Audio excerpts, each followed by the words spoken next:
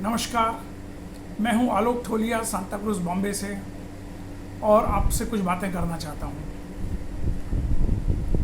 हमने आजकल काफ़ी कुछ म्यूकरमाइकोसिस और काफ़ी कुछ और बातों के बारे में सुना है। ख़तरनाक बीमारियां हो रही है, ख़तरनाक प्रॉब्लम्स हो रही है, लेकिन कभी कभी इनकी वजह बहुत सिंपल हो सकती है। बहुत सिंपल हो सकती है। Excess of steroid, excess of zinc, excess of D3, excess of other vitamins जो हम इम्यूनिटी के लिए लेते आए हैं या ठीक होने के लिए लेते आए हैं, लेकिन एक्सेस होते ही वो नुकसान करती है। पहले एक साधारण सा आपको एग्जांपल मैं दूं कि मैंने मेरे घर के किसी सदस्य को, जिसको बहुत गर्मी की तासीर थी, उनको बताया कि बेल का मुरब्बा लो, और मैं तो हट गया। उन्होंने बेल का मुरब्बा लाके खाना शुरू किया और थोड़े दिन बाद में उनके रूम में कोई मेहमान आके ठहरे थे। गेस्ट रूम में वो सोते थे, तो उनके साथ में कोई मेहमान आके ठहरे थे। तो उन्होंने अगले दिन बताया कि भाई आपके तो ये मेंबर रात को ऐसे गहरी गहरी सांस नहीं ले पाते हैं और इस तरह से करते हैं, उनकी सांस रुक जाती है, क्या बात है। तब मैंने सोचना चालू किया क्या होगा, और लकीली उसी दिन मैं दोपहर में घर पे आ गया तो मैंने देखा कि वो बेल का मुरब्बा जो मैंने कहा था, वो बेल का मुरब्बा कटोरी भर के खा रहे हैं। सॉरी, कटोरी भर के बेल का मुरब्बा। अगर वो एक चम्मच अगर ठंडा करता है आपको, तो एक कटोरी कितना करेगा, और एक कटोरी आपको कितने दिन लेना चाहिए। तो आपने काफ़ी दिन से वो बेल का मुरब्बा चालू है और आप खाए जा रहे हैं, तो इतनी सर्दी करेगा कि आपको रात को चेस्ट में से सर्दी होने से आपको सांस लेने में तकलीफ हो जाएगी। किसी महिला ने मुझे बताया कि यार वो हल्दी का लेने का सब लोग सुझाव देते हैं, तो मैं हल्दी ले रही हूँ, और मेरे को मुंह में छाले हो चुके हैं, मेरे को हाथों में कुछ स्किन की प्रॉब्लम्स हो गई हैं और शरीर में बहुत गर्मी हो रही है। तो मैंने बोला हल्दी कितनी लेती हो, तो बोले 1 चम्मच रोज़ दूध में, सुबह 1 चम्मच शाम को। अरे भाई, एक चुटकी भर हल्दी लेना है। इतना सारा आप हल्दी खाओगे रोज़, तो हल्दी तो गर्म प्रकृति वाली चीज़ है, वो गर्मी करेगी ही, नुकसान ही करेगी, वो फ़ायदा नहीं कर सकती है। तो भाइयों और बहनों, ये excess of anything is very bad. किसी ने बताया आपको ये प्रॉब्लम है, तो धूप के सामने खड़े हो जाओ थोड़ी देर रोज़, सुबह सूरज को देखो। तो वो घंटों खड़े रहने लग गए, उनको लगा जल्दी फ़ायदा हो, ज़्यादा से ज़्यादा फ़ायदा हो, उनकी आंखें खराब हो गई। मुझे पिछले साल डॉक्टर ने बताया कि आपका नी सर्जरी करना है और नीज़ में प्रॉब्लम है, तो आप D3 रोज़ लीजिए, D3 कम है। तो मैंने D3 लेना चालू किया। फिर कोरोना आ गया तो मेरा पोस्टपोन हो गया ऑपरेशन, और D3 चलता रहा। फिर बाद में थोड़ा सा कोरोना कम हुआ तो फरवरी 10 को मैंने ऑपरेशन भी करा लिया, नी रिप्लेसमेंट करा लिया। फिर भी D3 चालू रखा। अभी हाल ही में कुछ और वजह से मैं जब डॉक्टर से मिला और मेरी सब रिपोर्ट्स लेके गया, रिसेंट रिपोर्ट्स, लेटेस्ट रिपोर्ट्स, और मैंने वो पॉइंट देखा भी नहीं था, जबकि मैं काफ़ी चीज़ें गौर से देखने की कोशिश करता हूँ, लेकिन क्या क्या हम देखेंगे। तो जब डॉक्टर को बताया तो डॉक्टर बोले आप D3 लेते हो। मैंने कहा हाँ। तो बोले इमीडिएटली बंद कर दो, आपका D3 103 आया है, विच इज़ वेरी हाई। मैं भी चौंक पड़ा। फिर मैंने आके देखा कि D3 एक्सेस से क्या होता है। तो D3 एक्सेस से आप गूगल में जाके देखिए कि क्या क्या एक्सेस होने से नुकसान हो सकता है। उसी तरह से जिंक लेने से वॉमिटिंग वगैरह और ऐसे कई साइड इफ़ेक्ट्स हैं जो ज़्यादा जिंक लेने से होते हैं। जिंक बहुत अच्छी चीज़ है, बहुत यूज़फुल है।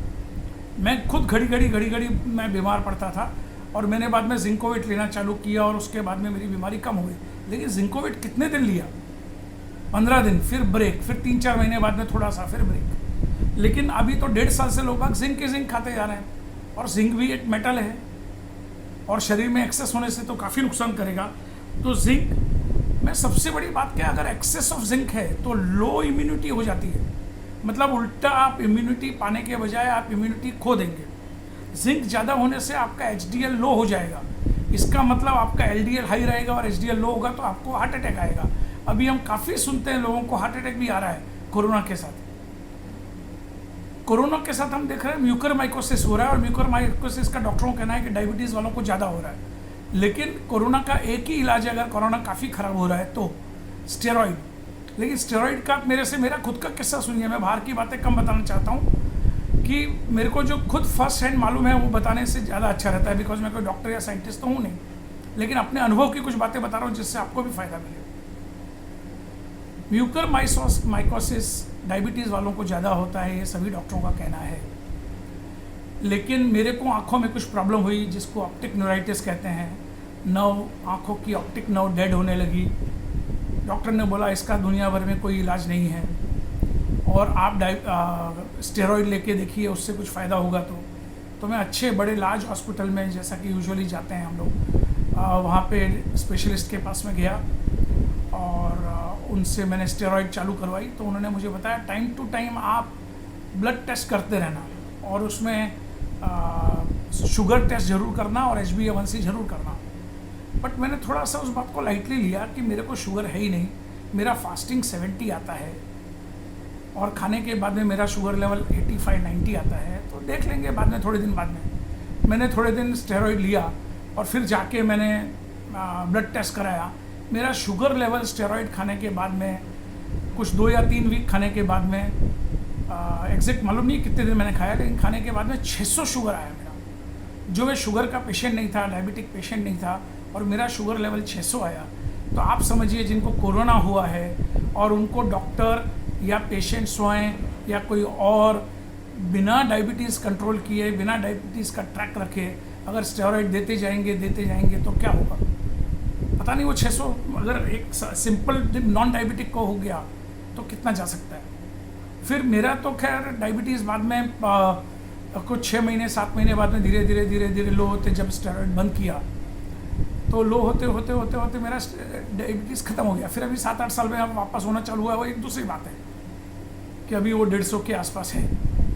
तो दोस्तों, excess of anything is very bad. आप एक्सेस में क्या कर रहे हैं? मैं तो बोलता हूँ, मेरा एक दोस्त मिला, वो बोला ककड़ी बहुत अच्छी चीज़ है, ककड़ी बहुत अच्छी चीज़ है, मैं तो सुबह इतनी ककड़ी खाता हूँ, शाम को इतनी ककड़ी खाता हूँ। पता नहीं उन्होंने ककड़ी के बारे में कहाँ सुन लिया या कहाँ सीख लिया। कुछ सालों बाद में वापस में मिला तो उनकी तबीयत बहुत ख़राब थी। किस वजह से थी मुझे मालूम नहीं, लेकिन काफ़ी अस्वस्थ थे वो। एक महिला है हमारी पहचान वाली, उन्होंने बताया कि मैं तो मेरे हस्बैंड को रोज़ गाजर का जूस देती हूँ। बोला रोज़? बोले यार रोज़ 12 महीने में। बोला नहीं आप प्लीज़ ऐसा मत कीजिए, सीजनल फ्रूट्स दीजिए, सीजनल वेजिटेबल्स दीजिए। कभी आप दूधी का रस दो, कभी आप कोई फ्रूट्स का और कोई फ्रूट्स का रस दो और कुछ ऐसा दो, लेकिन आप गाजर ही गाजर 12 महीने दोगे तो नहीं, गलत है। नहीं माना उन्होंने। तो ऐसे कई लोग जिद पे आ जाते हैं, मानते ही नहीं, बस उनको लग गया कि यही ठीक है तो वो यही करते आते हैं, सेम चीज़ रिपीट। मैंने तो 35-40 साल पहले एक छोटा सा सेमिनार अटेंड किया था कोई दांतों के ऊपर। उसमें दांतों के पेस्ट बनाने वाली कंपनी, में कंपनी का नाम नहीं ले रहा हूँ, उसके एग्जीक्यूटिव ने बताया कि आपको टूथपेस्ट भी चेंज करते रहना चाहिए। हालांकि उस खुद ब्रांड का भी 3-4 वैरायटी आती है कि बोले अगर हमारा वो